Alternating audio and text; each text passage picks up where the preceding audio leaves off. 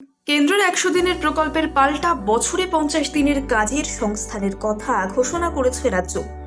বস্তুত গত বছরেই জব কার্ড থাকা শ্রমিকদের বিকল্প কাজ দেওয়ার কথা ঘোষণা করেছিলেন মুখ্যমন্ত্রী। সেই মতো জেলা প্রশাসনের তরফে কাজ দেওয়া শুরুও হয়।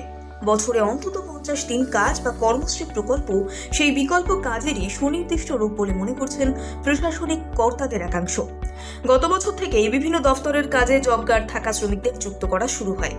পূর্ত দপ্তর, সেচ, মৎস্য, পঞ্চায়েত, জনস্বাস্থ্য এবং কারিগরির মতো প্রায় সমস্ত দপ্তরই বাধ্যতামূলকভাবে জব কার্ড থাকা অদক্ষ শ্রমিকদের কাজ দিতে শুরু করে।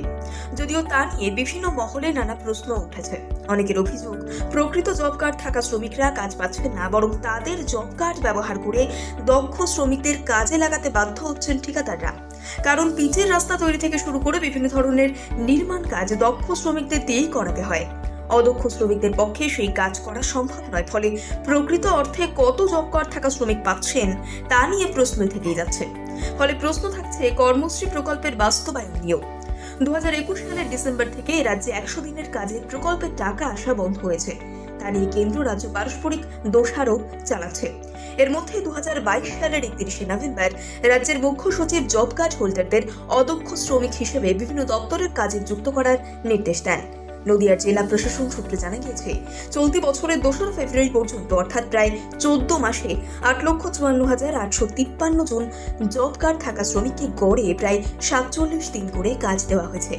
এই তথ্য সামনে রেখে জেলা প্রশাসনের কর্তাদের দাবি, কেন্দ্রীয় সরকার টাকা না দিলেও রাজ্য জব কার্ড থাকা শ্রমিকদের অনেকটাই কাজ দিতে সক্ষম হয়েছে। আগামী দিনে কাজের গতি আরও বাড়বে বলে তারা অনুমান করছেন। জেলা প্রশাসন সূত্রের খবর, প্রথম দিকে সমস্ত দপ্তরের সঙ্গে যোগাযোগ করে কাজ দেওয়ার ক্ষেত্রে কিছুটা সমস্যা হচ্ছিল।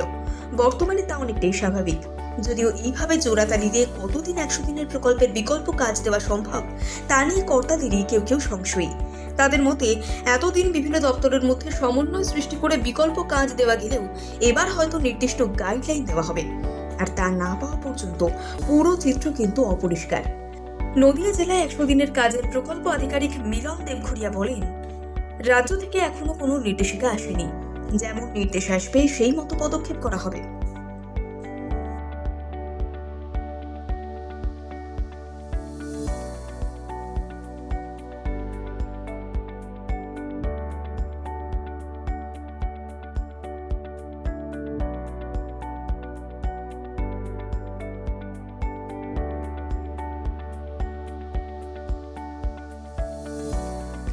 কেন্দ্রের ১০০ দিনের প্রকল্পের পাল্টা বছরে ৫০ দিনের কাজের সংস্থানের কথা ঘোষণা করেছে রাজ্য।